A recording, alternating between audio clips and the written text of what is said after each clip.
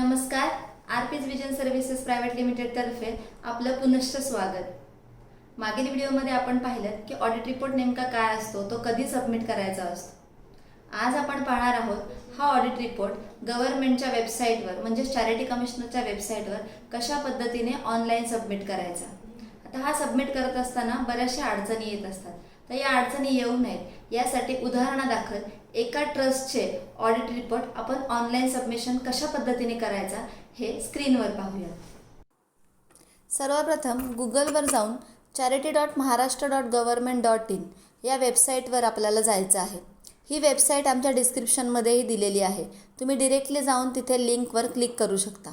इथे गेल्यानंतर submit your trust accounts या ऑप्शनवर क्लिक करायचं आहे. या ऑप्शनवर क्लिक केल्यानंतर तुम्हाला अशा प्रकारची विंडो दिसेल. तिथे तुम्हाला PTR ऑफिस तुमचं सिलेक्ट करायचं आहे. ज्या रिजनमध्ये तुमचं ऑफिस आहे त्या रिजनचं नाव तुम्हाला इथे सिलेक्ट करायचं आहे. आपण उदाहरणादाखल पुणे हे रिजन सिलेक्ट करत आहोत.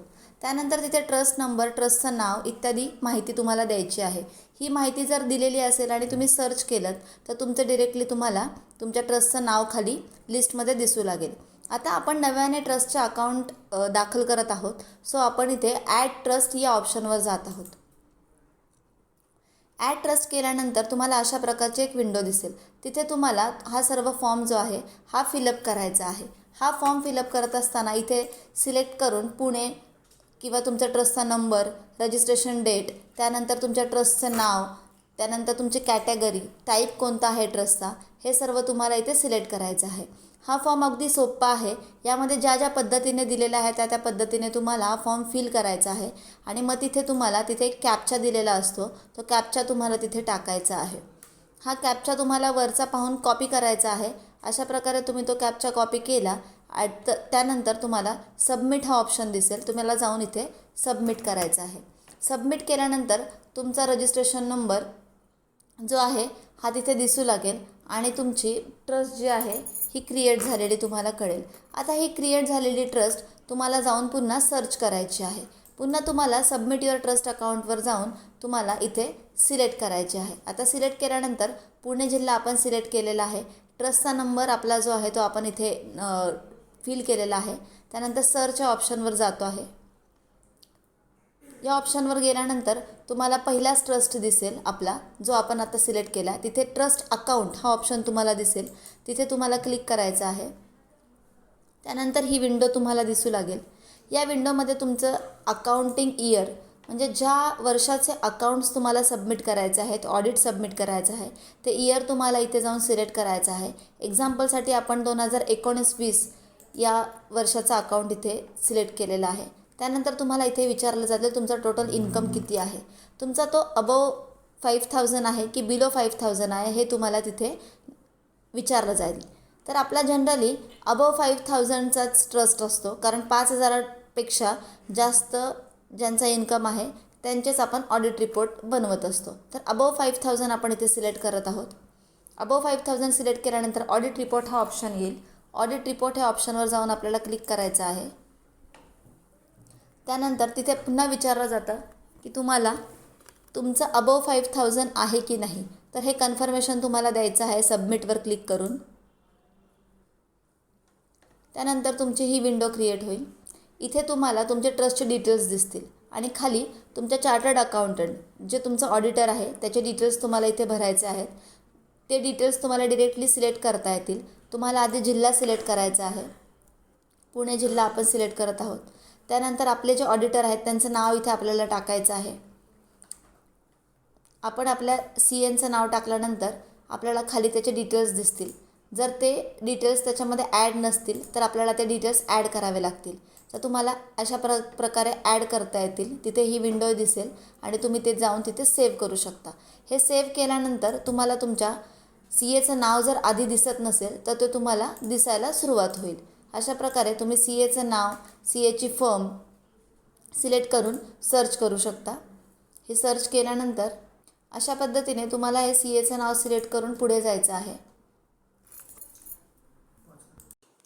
CAचं नाव तुम्हाला दिसायला लागल्यानंतर तुम्हाला ते CAचं नाव जे आहे ते सिलेक्ट करायचं आहे. सिलेक्ट केल्यानंतर तुम्हाला अशी विंडो दिसायला सुरुवात होईल. आणि त्यात सगळे डिटेल्स येतील. आता हे सर्व फॉर्म्स तुम्हाला इथे सिलेक्ट करायचे आहेत. हे सर्व तुम्हाला फॉर्म्स जे आहेत ऑडिट रिपोर्ट आहे. फॉर एक्झाम्पल शेड्यूल 9 आहे, शेड्यूल 10 आहे, 10C आहे. हे सर्व फॉर्म्स जे तुम्हाला ऑडिटरनी किंवा तुमच्या चार्टर्ड अकाउंटंटनी दिलेले आहेत, जे तुम्ही स्कॅन करून ठेवलेले आहेत, हे सर्व स्कॅन केलेले फॉर्म्स तुम्हाला तुमच्या कॉम्प्युटरवरती फाईल चूज करून तिथे ब्राउझिंग करून तुम्हाला ते फॉर्म्स तिथे अपलोड करायचे आहेत. असे फॉर्म्स अपलोड केल्यानंतर तुम्हाला खाली पुन्हा एक कॅप्चा दिसू लागेल आणि तो कॅप्चा तुम्हाला तिथे टाकायचा आहे. तो कॅप्चा टाकल्यानंतर तुम्हाला खाली एक डिक्लरेशन दिसत आहे. ते डिक्लरेशन वर देखील तुम्हाला क्लिक करायचं आहे. CAचे नाव सिलेक्ट केल्यानंतर तुम्हाला अशा प्रकारची विंडो दिसू लागेल. त्यानंतर इथे येस नो कॅटेगरीतले काही क्वेश्चन्स असतात. हे सर्व क्वेश्चन्स तुम्हाला वाचून ते येस किंवा नोमध्ये आन्सर करायचे आहेत आणि रिमार्क्सही तिथे द्यायचे आहेत. हे रिमार्क्स दिल्यानंतर तुम्हाला खाली एक अपलोड करण्यासाठी काही फाईल्स दिसत आहेत. तर इथे तुम्हाला ऑडिट रिपोर्ट जो शेड्यूल 10 आणि शेड्यूल 9च्या फॉर्मॅटमध्ये ऑडिटरनी किंवा तुमच्या चार्टर्ड अकाउंटंटनी तुम्हाला दिलेला असतो, त्याची स्कॅन कॉपी तुम्हाला ब्राउज करून तिकडे चूज करून अपलोड करायची आहे. अशा पद्धतीने तुमच्या कॉम्प्युटरमध्ये सेव्ह असलेली फाईल तुम्ही चूज करू शकता आणि अपलोड करू शकता. अशा प्रकारे हा फॉर्म फिल केल्यानंतर पुन्हा एकदा तिथे खाली तुम्हाला कॅप्चा दिसेल. तो कॅप्चा तुम्हाला तिथे फिल करायचा आहे आणि ती इमेज जी आहे ती तुम्हाला तिथे ॲज इट इज कॉपी करायची आहे. अशा प्रकारे कॉपी केल्यानंतर खाली एक डिक्लरेशन येतं, त्याच्यावरती तुम्हाला तो डिक्लरेशन क्लिक करायचा आहे आणि करेक्ट करायचा आहे आणि त्यानंतर तुम्हाला सबमिटचं ऑप्शन दिसेल. ही फाईल सबमिट केल्यानंतर तुम्हाला ऑडिट रिपोर्ट सबमिटेड असा एक विंडो दिसायला लागेल. तर ऑडिट रिपोर्ट तुमचा आता इथे सबमिट झालेला आहे. तर त्यानंतर तुम्हाला हा ऑनलाईन ऑडिट रिपोर्ट सबमिट केल्यानंतर काही तुम्हाला गोष्टी आहेत, ह्या गोष्टी तुम्हाला मॅन्युअली फिल करायच्या आहेत. ह्या मॅन्युअली तुम्हाला ह्या कुठून करायच्या फिल, तर तुमच्याकडे जो ऑडिट रिपोर्ट फिजिकली जो दिलेला आहे तुमच्या ऑडिटरनी किंवा तुमच्या चार्टर्ड अकाउंटंटनी, त्यात पाहून तुम्हाला ह्या फिगर्स ज्या आहेत ह्या फिजिकली तुम्हाला तिथे मॅन्युअली टाकायला लागणार आहेत. हा फॉर्म फिल करत असताना तुम्हाला ह्या सर्व फिगर्स ज्या आहेत ह्या तुमच्या ऑडिट रिपोर्टमध्ये बघून टाकायच्या आहेत. या टाकल्यानंतर तुम्हाला पुन्हा खाली एक कॅप्चा दिसेल, तो तुम्हाला कॅप्चा तिथे कॉपी करायचा आहे. त्यानंतर पुन्हा तुम्हाला डिक्लरेशन ॲक्सेप्ट करायचं आहे आणि हा फॉर्म सबमिट करायचा आहे. हा फॉर्म सबमिट झाला तर तुमच्यासमोर अशा प्रकारची एक विंडो येईल. तिथे विंडो आल्यानंतर पुन्हा एकदा तुम्हाला आता या मला तिथे वरती मेसेज दिसतो आहे शेड्यूल 9 सबमिटेड, म्हणजेच तुमचा इन्कम अँड एक्सपेंडिचरचा फॉर्म जो आहे येस नोच्या क्वेश्चन्समध्ये हा सबमिट झालेला आहे. त्यानंतर तुम्हाला इथे लायबिलिटीज आणि प्रॉपर्टी ॲसेट्स म्हणजे तुमची जी बॅलन्स शीट आहे ती त्या बॅलन्स शीटप्रमाणे तुम्हाला इथे फिगर्स ज्या आहेत त्या मॅच करून टाकायच्या आहेत. ह्या सर्व फिगर्स तुम्ही टाकायच्या आहेत आणि तिथे तुम्हाला परत एक फाईल दिसते आहे कॉर्पस फंड सर्टिफिकेट, म्हणजेच तुमच्या CAकडून इश्यू झालेलं तुमचं सर्टिफिकेट असतं डोनेशन सर्टिफिकेट, ते तुम्हाला इथे अपलोड करायचं आहे. ते तुम्ही ब्राउज करून तुमच्या कॉम्प्युटरमधून ते सर्टिफिकेट जे तुम्ही आधी स्कॅन करून ठेवलेलं आहे ते तुम्ही तिथे अपलोड करू शकता. अशा पद्धतीने अपलोड केल्यानंतर तुम्हाला पुन्हा तिथे एक कॅप्चा आहे, तो कॅप्चा जनरेट करून तो टाकायचा आहे आणि हा फॉर्म सबमिट करायचा आहे. अशा प्रकारे हा शेड्यूल 9C सबमिट झाल्यानंतर तुम्हाला असा खाली एक फॉर्म दिसेल. हा फॉर्ममध्ये तुम्हाला काही फिगर्स जे आहेत त्या ॲड करायच्या आहेत आणि त्यामध्ये तुम्हाला एका ट्रस्टीचे जे कॉन्टॅक्ट डिटेल्स याच्यामध्ये फिल करायचे आहेत. यामध्ये अशा प्रकारे हा शेड्यूल 9C सबमिट झाल्यानंतर तुम्हाला असा खाली एक फॉर्म दिसेल. हा फॉर्ममध्ये तुम्हाला काही फिगर्स जे आहेत त्या ॲड करायच्या आहेत आणि त्यामध्ये तुम्हाला एका ट्रस्टीचे जे कॉन्टॅक्ट डिटेल्स याच्यामध्ये फिल करायचे आहेत. यामध्ये मॅन्डेटरी आहे ट्रस्टीचं नाव, त्याचा मोबाईल नंबर आणि ईमेल ID आणि बाकीच्याही याच्यामध्ये ट्रस्ट पॅन नंबर वगैरे असे काही फॉर्ममध्ये दिलेल्या गोष्टी आहेत त्या तुम्हाला फिल करायच्या आहे. आणि त्यानंतर यालासुद्धा एक कॅप्चा तिथे दिसेल तुम्हाला. हा कॅप्चा तुम्हाला तिथे टाकायचा आहे. फॉर्म भरत असताना मॅन्डेटरी जे रेड कलरचे दिलेले आहेत तिथे स्टार ते तुम्हाला कंपल्सरी आहेत. हा कॅप्चा टाकल्यानंतर तुम्हाला डिक्लरेशन ॲक्सेप्ट करायचं आहे आणि फॉर्म सबमिट करायचा आहे. फॉर्म सबमिट केल्यानंतर तुम्हाला अशी विंडो समोर येईल. अशा प्रकारे तुमचा शेड्यूल 9C हा सबमिट झालेला आहे. हा 9C सबमिट झाला म्हणजे जवळपास तुम्ही आता फायनल सबमिशनला आलेला आहात. इथे तुमचा generate summary and verification form यावर जाऊन तुम्हाला क्लिक करायचं आहे. हे क्लिक केल्यानंतर तुम्हाला इथे व्हेरिफिकेशन फॉर्म जो आहे हा दिसणार आहे. हा तुमचा व्हेरिफिकेशन फॉर्म अशा पद्धतीचं तुम्हाला दिसायला सुरुवात होईल. यावर तुमचे सगळे ट्रस्टचे डिटेल्स आलेले आहेत सुरुवातीला आणि त्यामध्ये तुमचं किती एक्सपेंडिचर, इन्कम टोटल, त्याची सगळी ग्रॉस ॲन्युअल इन्कम तिथे दिसायला सुरुवात होईल. हा फॉर्म तुम्हाला प्रिंट घ्यायचा आहे. हा फॉर्म प्रिंट केल्यानंतर त्यावरती ट्रस्टींचं नाव आणि सिग्नेचर तुम्हाला तिथे दाखवायची आहे.